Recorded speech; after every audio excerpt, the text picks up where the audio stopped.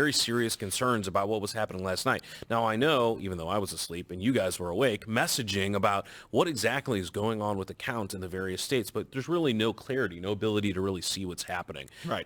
And what these ladies were able to do, one of the ladies is actually going to be Skyping in, so if you see that, make sure to bring her on. But they took some photos and videos from Cobo Hall, I don't know if I'm pronouncing that right now, called TCF Center, the main convention center in downtown Detroit, where there's a lot of ballot counting, voting, and that type of thing happening.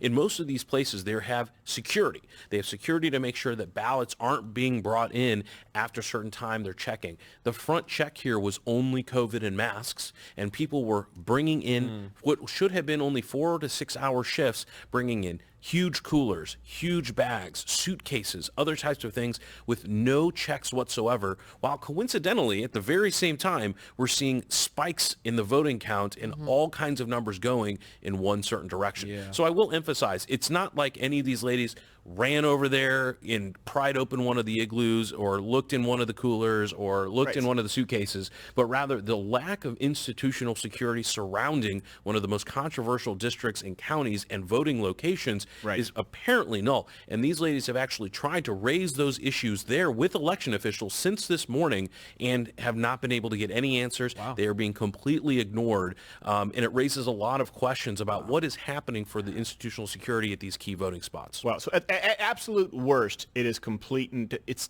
negligence, I guess, really. Well, it's severe. It's huge. It's certainly at the very least negligence. And what we're looking at here is an undermining of the trust that would have in that particular system. I mean, we've heard from folks on the left who are saying, oh, you know, how are we going to trust the system? How are we going to know what's happening? But even at the most basic security at main voting locations and vote counting, you're letting people come in and do things that really cast a question and a doubt about what's happening. Legally, is that even allowed? Isn't there supposed to be a process to make sure that there are checks in security issues, you know, the security safeguards? Absolutely. That's every single one of these locations is supposed to have kind of reasonable safeguards. And it depends on the location, the type of place. But if election workers are allowed or people who are simply allowed into the space are not being checked, their IDs are not being checked, they're not vetted, the things that they have are not being vetted, then we're really raising a question in these particular jurisdictions, particularly when you see at somehow 4:30, 5:30, 6 a.m. in the morning, a huge number of votes for one side, all of a sudden, by the way, when they were supposed to making stop it on counting. the ledger. Right. We had to stop it because they said, we're going to stop counting. We're like, oh, I guess they're going to, and they said, we're going to start again tomorrow at 10, I think is what they said. And then all of a sudden, In 1 hour, an hour actually. later, there's a huge spike specifically in this area. So you guys let me know when we have that person on Skype, but let's go to are we going to start with the videos or the pictures first? I got videos here. Okay, so let's go to the videos. This is in Detroit. These are the ballots. But all these ballots for Santa Claus. Oh, yeah, I know that spot.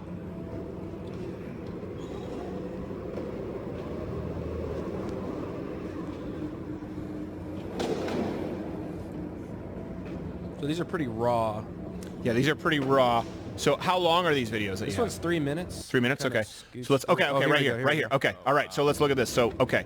So right here, for people who are watching, again, we're just getting this. These are people bringing them in coolers. There's no one around.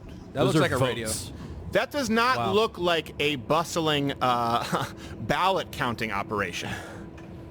That looks in the like dark. That looks like the kind of place where Hunter Biden would find his next fix. And one of the things is there's, you know, certainly a lot to be happening. Wayne County has a lot of votes, but it's the dead of night. Yeah. The polls have been closed for hours and hours. Where are these? Where are these? And they were people supposed coming to from? stop counting. That's what they said on air. Right. And what are they doing at this particular moment that they need these type of containers at this particular time? Wow. Okay. Let's keep fast forward. What was that voice that I just heard? There's a white van. Oh, it's someone Narrating. And this little cart thing.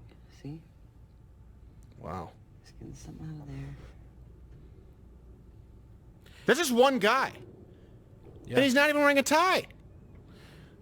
So the person who's going to be logging in, her name is Kelly S., and she's a licensed attorney here in Texas, again, up in the Detroit area, who monitoring with some other groups that are part of the Attorneys for Trump organization. They're just there monitoring, making sure that things get done correctly. wagon. And you're going to see wagons and That's other a wheel-wed wagon. strange implements. So this is either a horror movie or something worse. Wow. I can't. I mean, you wouldn't be able to trust that just because some ballots could fly off the back. That's a guy in a WrestleMania T-shirt with a KB Toys wagon. Wow. So he's I was bringing joking these. about the radio flyer. No, but yeah, you're right. And that's the radio flyer. He got the nice brand. On brand. Yeah, the good thing. Yeah, it's that's name brand. Good for him. Wow. They spent the extra 20 bucks. So think of the different points here where there's no security. There's no security. First off, we have no idea how these things got into the van. There's no one there right now escorting him from the van. There's no one meeting him as he brings it into there. Like, you would think that there should be a human conveyor belt of people. It should look like American Gangster when they're all cutting the cocaine naked so that you're sure they don't have anything in their pockets. And this guy's just walking in. There isn't any kind of official there for hundreds of yards. Goodness. He's just bringing in a wagon right there, and we actually have her on air. The person who recorded, and we have more videos. So let's and her name is Kelly Sorrell. Kelly Sorrell. Kelly Sorrell. Can you see me? Can you hear me? Yes. Yes. Thank you so much for being with us. Hey, and look at this. Even after a long night, you look better than the people over there on CNN, and you actually have lighting and sound that functions. Kelly, I don't want to get this wrong here. My half-Asian lawyer Bill is here. That was you videotaping this, and I don't want to be redundant, but I don't think this can be stressed enough. This was happening in one of the major areas of Michigan, right in Detroit. We just watched one video where a guy was bringing it in a red wagon, these ballots. Explain to me what you saw and why you brought it to half-Asian Bill's attention and officials. Why is this so concerning? Well, I actually went up there. All the polls were closed, and I went up there after we had all gotten back to the hotel. I was kind of watching the news and decided I was going to go check on, it's called Kobo. And so I thought I'd go downtown and check out how the absentee ballots were being counted and see if they were still counting, because I had actually heard on the news that they weren't going to be counting anymore. That's exactly. So we were doing the election stream all night. And keep in mind that into that point, when we were about to go to bed, they said we're going to reconvene. I think they said at 9 a.m. or they said at 10 a.m. Yeah. And then all of a sudden, an hour later, there was a huge jump in Michigan for Biden. So yes, we were there last night. People can corroborate it. 8 million people watched. They said no more counting. And that's when you started filming this video, right? Well, yeah. And so as soon as I heard that, I was like, you know what? I think I'm going to go down there and just check and make sure that they actually are cutting it off, because I would hate to leave or not be down there checking on things and they be doing something shady. So I went down and I actually got in and they screened me for COVID. They took my temperature, made sure I had my mask. I kind of roamed around and I was like, I'm going to go grab some coffee and then come back and park for the night, because they were active. So I left, and as I was walking out the door, I see this white van pull up. And as I stopped for a second, turned on my phone, you saw the video where I kind of like walk around and I see he's pulling out like an old radio flyer wagon and is like connecting it. And then I get in the car and I see him like drop the box. And that was pretty much, we had worked polling stations for the night. And that's, very similar to the box that we had seen and been watching and monitoring to make sure that it got locked and removed from the polling stations, put in vehicles and driven to the secure locations. Right. So it was just one of those where I was like, that's kind of weird. So I went and grabbed my coffee, came back, and just was sitting and just observing. I tried to go in. I'm not a Michigan resident, so I'm not allowed to actually go and roam around on the floor. Right. But I could observe. It was a glass window. I could observe. There was no security at the door. Nobody was checking bags or credentials or, who was coming in, even identification, anything. People were just able to go in. I'm assuming if they were actually counting ballots, they would get something somewhere. Right. But just for regular folks, and there were other attorneys in our group that actually got in later and just roamed the floor. So that was the first video, and I understand that we have some other videos as well, if I'm not mistaken. Correct there, Quarter Black Carrot? I do. So can you tell us what the next video will be? Quarter Black Carrot, give us a description, and then we'll go to our it looks like we're inside of the area. Inside of the Looks like building. the inside of the building. Okay. So we're looks going like to the watch this actual here. Stay counting with us. area. I just want to make sure that people can see this so we can sort of give people a visual aid. Let's show the inside of the building, this video here. Okay, so this is where they were going inside, and that's where they're supposed to be counting those ballots, I assume. And so I'm sorry, I forgot the name of your lovely guest here. Kelly. Kelly, right here, can you turn on the volume on the clip a little bit? Yeah. So Kelly, right here we see them coming in suitcases. Is this the same place at the area where they are now? Is that where you saw them bringing in the red wagon? Because in here it looks like there are quite a few people. That's a ballot counting operation. Right. So I can't really tell which video clip you're looking at, but so it's basically like a convention center, the Right. building that we're in. So there's where we came in, or where I came in, was kind of up on the upper level, and then you go down and there's entrances for everyone, and they're dragging luggage, they're dragging bags, they're dragging igloo, like ice chest. They're there doing 5 to 6 hour shifts, and yeah, I mean, they were taking those items in with them into the clear glass windowed room that's to the back, and that's the area I couldn't cross into. So we weren't able, there we go. So that glass area to the back is where they would go through to go into count the ballots. Right. And so this front area is the lobby area, and they would come in from outside and bring those items into that secure area that's in the back where they actually have the ballots. And that's where they were counting, and this is at that time when we had been told they had stopped counting. They weren't supposed to be counting. Correct. And the concern was just the security concern. We don't really know what was going on with, or what items they were bringing in, or who was going in, or any of those things. Yeah. So what is your primary, how does this differ from the normal experience, at where they would count ballots? Do people, right now what we're seeing is people bringing in by themselves with no security, red wagons and Coleman coolers, bringing them behind a glass area where no one has access. How does that differ from how ballot counting should look, or how it usually looks? Because keep in mind, for a lot of people, they've never seen any of this at work. Well, I would think you could kind of look at how we vote, right? I mean, we go into a polling location. It's very formal. There's a process. We go through. They check your identification. They, validate who you are, verify that you're a person that's eligible to vote, and that you're in the right precinct, you're in the right area. So, I would think that if we're going to go through all of those steps to make sure that our voting is protected, that we're doing it properly, you would think that our end result would have the same level of security. Right. And we don't see that here. And so the difference is basically they're just letting whoever in with whatever items. They're not verifying any of it. You see the two ladies standing there, but they're not stopping to say, hey, are you even supposed to be here? Right. And so what would be the risk there of those people walking in with no stop? Here, hold on. We're going to have my half-Asian lawyer, Bill Richmond, here come in. What would be the risk of those people right now? They're walking with what appear to be giant, Santa sacks, or they're walking in with pillowcases full of something. We see people walking in with coolers. What, I guess, is your concern? They could be walking in with fake ballots? They could just, Fake ballots, absolutely. I mean, this is a battleground state. We came up here to Michigan to help Trump because this is a state that's under fire. This is one that we needed to be monitoring for fraud. Right. And it's kind of hard to monitor for fraud when nobody's checking. Yeah. There really is nobody checking there. And I don't know if someone would argue, well, they're checking once you're past the glass. I don't know if someone would argue that. They're not. They go in, they roam around, they sit down.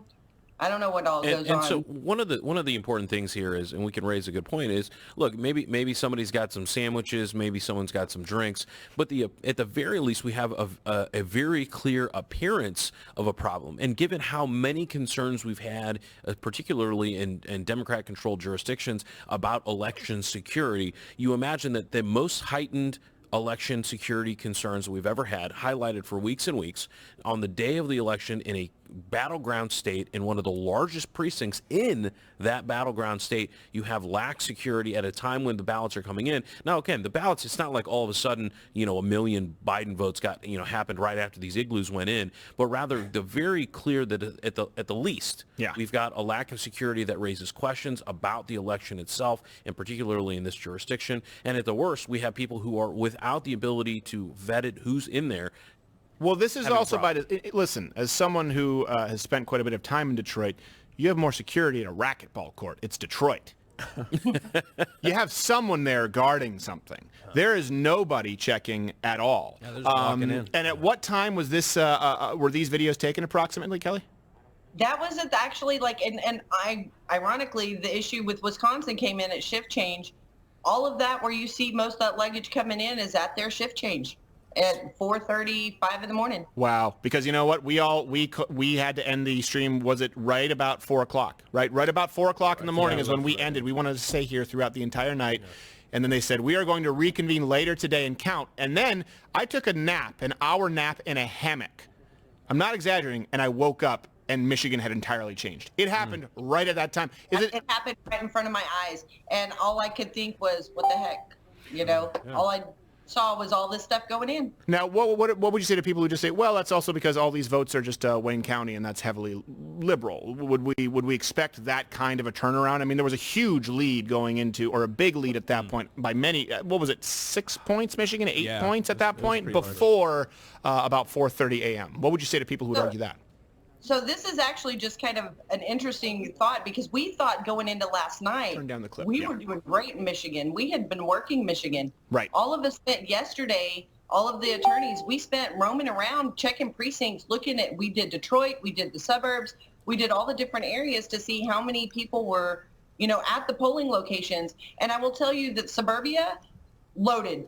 You could tell. People were packed in there. They were busy all day. You go into inner city Detroit, nobody was in there. So we were like, shoot, we got this.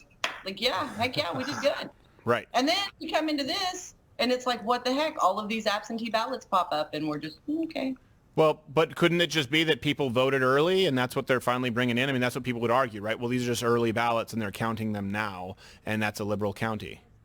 Well, okay, so another thing, too, is that when I left this morning, they were looking, or right after I left, they announced that they basically were around 16,000 uncounted absentee ballots. Right. That's what they were working on. And then by 10 a.m., it jumped to about 30 to 35,000. There was like about a 10-minute gap between 30 and 35. Right. And then the next thing we know, we're up to 120-something thousand. Absentee ballots. And they were only expecting 16? They were only expecting 16,000? Yeah, the first thing this morning, that's what they were looking at. So I have a video that she might want to weigh in on. This is from Matt Finn at Fox News. And this, I believe, is the same place. It's this scene at Detroit's absentee ballot counting center. It's growing more heated, and the people are saying that there are allegations of violations, and they're covering up the windows so that people can't see what they're doing inside. Okay, so Kelly, you're able to see what we're showing you right now, correct? Okay, go repeat. I actually lived it already this afternoon. Our attorneys, I've actually been here at the hotel. I've not slept yet. And so we were working on some of this stuff, but some of the other attorneys with the group, they were kicked out. They weren't allowed in. And so they've been down here at the hotel and not able to go anywhere. So okay, well, let's show this video here that's going on at Fox News. So if you can confirm it, do we have that video here? Let's show it. So this is what they were doing. Why would they put up? What?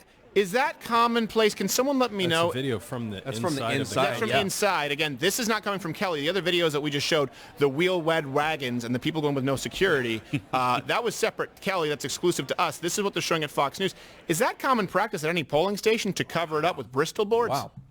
Well, I mean, if you're trying to show that you're transparent and that these are legitimate elections, you should have that open ability to look in and at least observe to make sure that people are following protocols and there's some kind of, process that's being, compliant. I thought that was the purpose to doing it. I've never been to a polling station where it wasn't all glass. I mean, I've seen more of the inside of a McDonald's than I've seen of that polling place once they put those boards up. And then you scalded your crotch with coffee. It was great.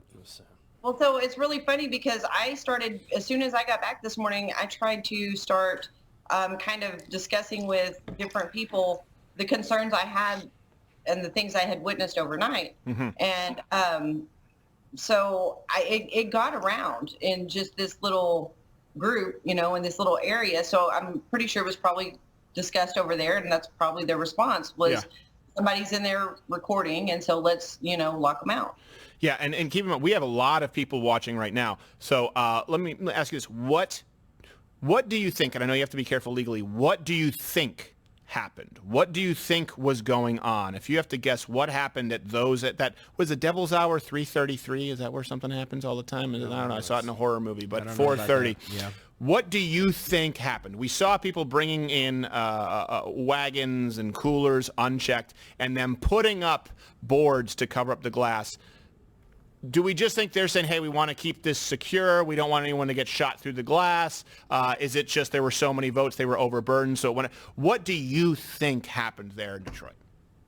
Well, I generally don't think you try to hide something if you're being transparent and honest. Right. I mean, that's generally, that's kind of how we see things, right? Yeah. If you're upfront and giving, doing the right thing, right, then you're happy to have people observe and see that you're doing what you're supposed to do by the people in your community, right? Right. So, I mean, the only thing that would lead me to believe is that they are doing something that is inherently dishonest, and it would seem to coincide with something that was almost nonsensical as far as the number jump. Right. What kind of a challenge, I guess, can there be to this practice? As you're a lawyer and my half-Asian lawyer, Bill Richmond, is here. What do we do? How do we fight this? I'm not jumping in on that because I am not a Michigan attorney, and I'm just going to sit back and see where the administration wants to go, or where the RNC wants to go, or where the GOP here in Michigan wants to go. Yeah. And what I would say is there's obviously there's probably a million different ways. We saw from the Supreme Court rulings leading up to the election, there's a lot of different ways you can invalidate or otherwise allow voting to happen and create spoiled votes or invalid votes. Kelly's right. There's going to be a lot of decisions to be made by the party directly affected, so the RNC or the GOP in Michigan and nationally. But what it does is raises a lot of questions. What we'll really have to know is what is happening inside of that room, right? What is happening, what problems have been created from the lax security. And again, at the very least, let's say Biden wins, it raises questions. Let's say Trump wins, it raises questions. Right. All it does is delay. And again, in one of the most central precincts in a battleground state for this to be happening, and then for this afternoon for it to, you're really doubling down on the problems by saying we may have had a problem, but we're going to definitely cover up any resolution of the problem because then you'll believe it's getting done. It raises a lot of questions. Well, I mean, for some context with Florida, they just thought it was too close for comfort, and so they wanted recounts. It's not the same thing as, and there were the butterfly ballots, I think. Was that what they were, the butterfly ballots, that they called them the term? In this case, there are a lot of boxes being checked. There is a confusing process, and then there is no security, and then for some reason they are proactively deciding to cover up the remainder of that process. And all of this happened. All of the video that you just saw happened around the time when we went to bed and we were told that they were not going to be doing any more counting. That looked, when you look in that room, that looked like elves before Christmas. There's a lot of people up in there. And Kelly, keep us in the loop. Let's definitely see where things are going. Michigan is still important to say. There's a number of percentage that